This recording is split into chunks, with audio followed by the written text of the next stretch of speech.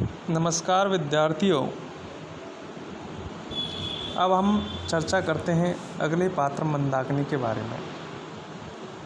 मंदाकिनी गुप्त साम्राज्य की पुत्री या राजकुमारी चंद्रगुप्त और रामगुप्त की बहन है, जो अपने गुप्त साम्राज्य के गौरवशाली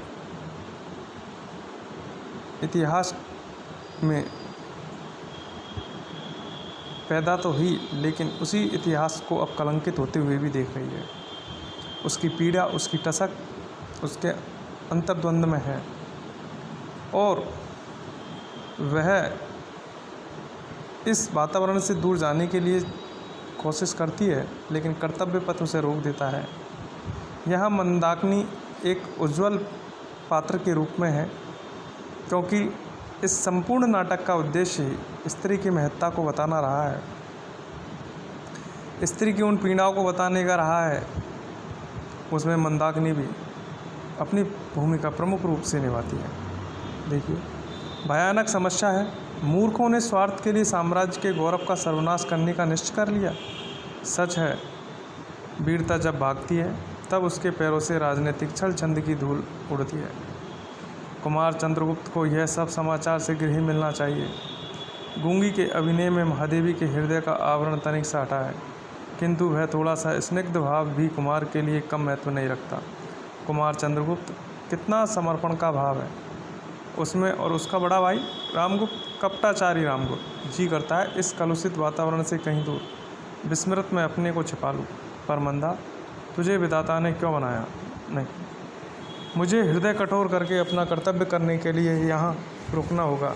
न्याय का दुर्बल पक्ष ग्रहण करना होगा। अंतर्द्वंद में ग्रसित मन अपनी इस पीड़ा को मिटाने के लिए अंतर्द्वंदीय शब्द उसके उद्गारों के रूप में निकलते हैं और वह गाती है।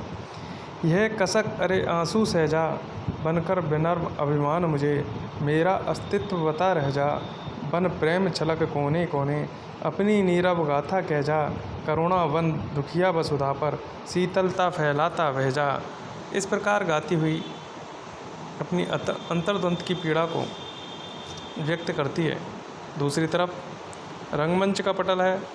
रंगमंच पर ध्रुव स्वामिनी का उदास भाव से धीरे धीरे प्रवेश। पीछे एक परिचारिका पान का डिब्बा और दूसरी चमर लिए आती है।